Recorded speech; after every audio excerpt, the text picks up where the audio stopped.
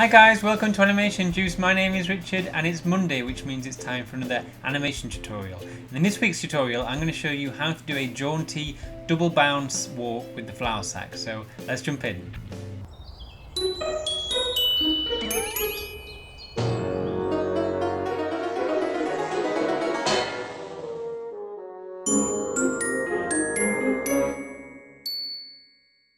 So here we are in Flash, and just like in all the other previous episodes of the flour sack animation, I have done the keyframes needed for this jaunty double bounce walk. The double bounce walk was that typical old Disney happy-go-lucky type character's walk where he did like a nice bop along jaunt.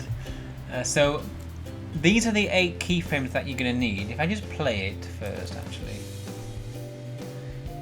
So there he is walking across the screen. You can see he's got that nice jaunty. He just feels really jaunty, really happy, really confident. Now, what we're going to need for this double bounce walk is 8 unique keyframes. So if I just walk through what they are now, this is the contact position, but it's also the down. Now I'm not going to get too into the ups downs contacts position because personally I find that a little bit confusing, especially for this walk. So I'm just going to walk through the poses. So this is the first one. This is as he's about to catch himself, and usually when your character is stepping into, you see his heel is touching the floor and then it plants. Now usually when it plants, you're catching yourself and your knee bends and you go down ever so slightly. But in this walk, what he's doing is he's planting his foot and almost straightening his leg. So it makes him go up instead of down. So what's that? You see that? So he plants his foot and imagine he's locking his knee and straightening his leg that he's stepping onto, and makes him go upwards instead of catching himself going downwards. And that's really the core principle of this double bounce walk. So the contact when the heel is just touching the floor is actually a down position. Then he steps into it, locks his leg and goes up slightly. And as he's bringing his other leg through, his right leg through, his back leg bends, and so he goes back down again. And then he goes back up again as his back leg is almost through, and then back to heel touching the floor, contacting the ground, and about to plant his foot. Again, he locks his right leg, the stepping leg, he locks his leg, and he forces him to go upwards slightly. He bends his right knee, slightly goes down a little bit, a bit of a squash there as he's bringing his back leg through. As he's bringing his back leg through, the whole body goes up a little bit and then back to the plant. Now this pose is exactly the same as this pose. I just put this pose there so that you can see where we're going. So these are the 8 unique poses. Let's just go through this one more time. So this is you can see the level. Everything is relative to this level here. So this would be a down position as his heel is touching the floor. As he steps, he actually goes up as opposed to down on a normal walk. He goes back down as he bends his leg a little bit. He goes up. This time he's gone up fractionally further than how he went up the first time. So he's gone there, he's sort of gone, his head is touching the line, gone back down again, and then he goes slightly over the line as he's stepping through, and then contacting the ground with his heel, which is back to the down position. Plants his foot, straightens his legs, which forces him to go up slightly, and that up position then allows him to bend his leg again to go down. One final up, which is slightly higher than the previous up, and then back to the step position, and then you get this really nice jaunty loop. It's almost like so he's stepped into it but gone up because he's locked his leg. This bounce here is almost like an anticipation of his final up position. So it's a really sort of, I'm going to go up now and then plants, lock his leg to be able to go into the down before the up. And so there's a lot of up and down motion. In fact, there's like twice as much as a normal walk, which gives him that jaunty, confident, happy-go-lucky walk. So that's what's happening with the legs. Just quickly, what's happening with the arms, you can see that they're swinging out quite broadly. This, as it is opposite arm, opposite leg, like a normal walk. But you can see that there's quite an exaggeration. Now his right arm is much higher than his left arm. You know, as he's coming through, if this, there's quite a, he's almost like he's going like this with his head. You know. And so as he's going through, I mean, if this was his face, let's just draw on here. If this was his sort of face, and he had eyes, he'd be sort of looking down there somewhere. And this next frame, he'd be, that was his eyes again, that was his face. He'd be looking somewhere up there, so. And again, that was his face. They're probably looking somewhere up there. So there's a real, what's that arrow go through? There's a real, he's really going like this with his head. Down, up, everything is quite exaggerated, just like the up and down of his body. Again, leads to a nice walk. And again, when he goes to this side, you can see that his face is now turned away from us, so it's sort of going, that was his sort of,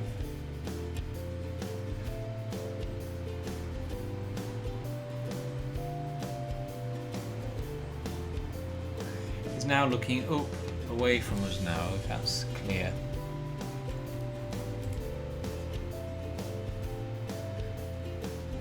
Right, let's just carry on doing this. So now he's about straight on.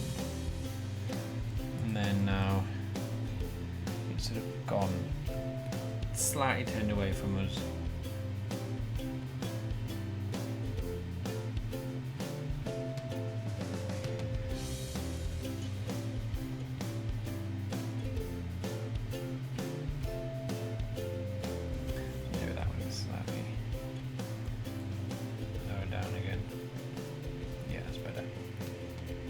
So up and back down and up.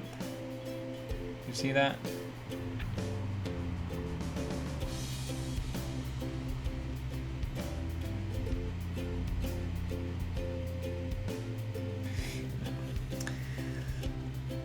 So I hope that's clear. Let's just go one more time. These poses. So opposite arm, opposite leg, about to step into it. Plants his foot but goes up because it's straightened his leg. Coming through, contacts the floor with his heel, the down position. Plants his foot but goes up, straightens his leg, which makes him go up, which allows him to go into the bend his leg again to go into almost an anticipation of his final up before he contacts the ground, and off we go. Which gives us, these are just 8 keyframes which are looping round. You can see the setup that I've got for this flash file in the previous video that I did. The link is on the screen.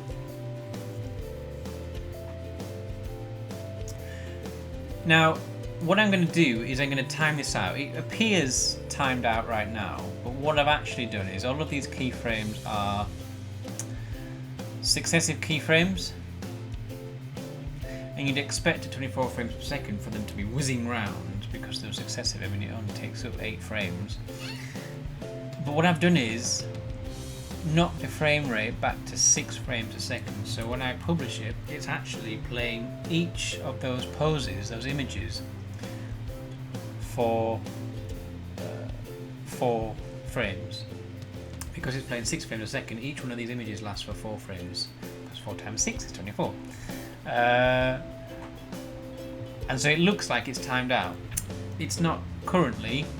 It's just a nice, easy, quick way to get that appearance of timing out. And you can also play with the timing. You can knock it out to 8 frames a second, and it goes a little bit quicker because each picture is only lasting for 3 frames. You could knock that up to 12 frames a second. And now it's going really quickly because each picture is only lasting for 2 frames. If we knock this all the way back up to 24 frames a second, that's what it looks like in real time. and we can knock this all the way down to 2 frames a second. So each picture is lasting for 12 frames, and that just is really slow. But you can see how quickly you can play around and experiment with timings with using this frame rate, as opposed to adding and subtracting frames up here. You have to add the same number of frames, 1, 2, 3, 4, 1, 2, 3, 4, 1, 2, 3, 4. You know, it's far quicker when you're just experimenting and working out the overall keyframes and the overall movement of the animation, just to play around with the frame rate before you actually time it out. And so I experimented and came up with 6 frames a second, and that felt like a nice timing, the right amount of time that it takes this character to walk across the screen.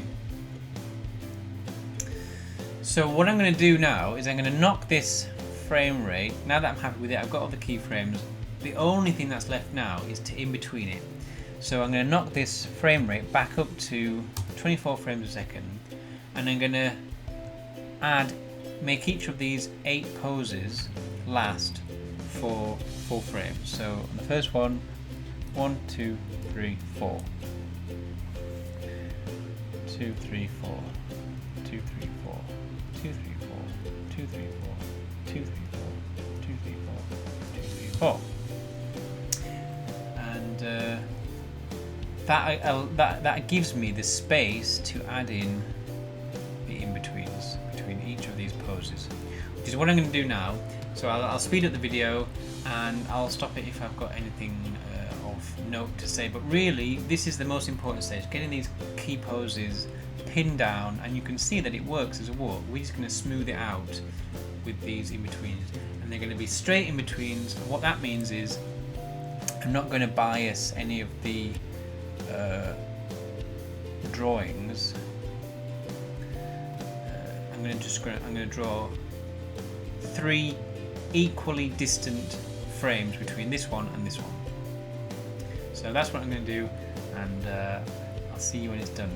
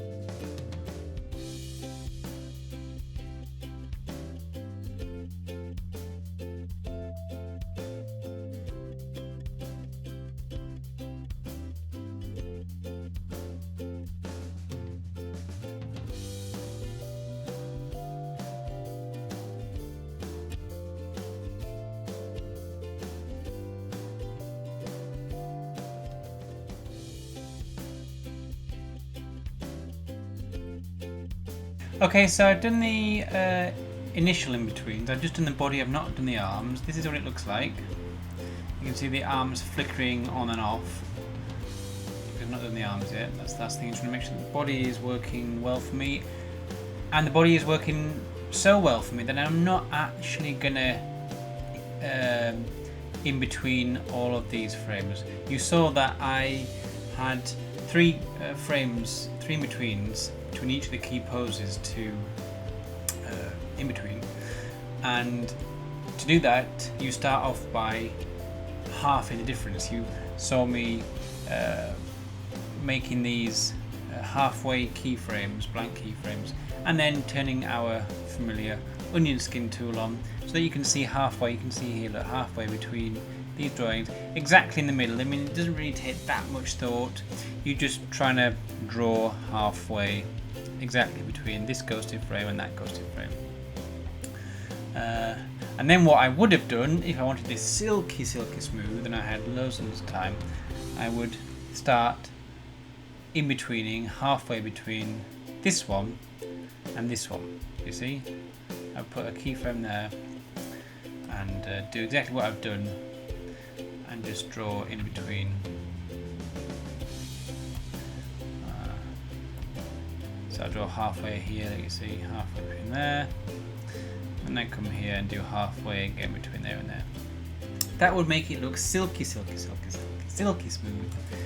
However, I don't think it's necessary. I think it's working as a jaunty double bounce walk. All that's left to do is to add in the arms, and this one will be done. So let's finish it up.